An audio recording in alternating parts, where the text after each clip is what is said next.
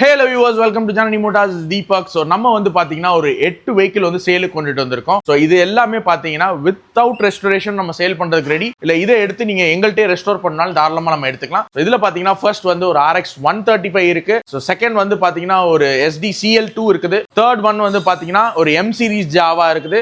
And next வந்து பாத்தீங்கன்னா ஒரு 70s மாடல் ஜாவா ஒன்று சேலுக்கு இருக்குது.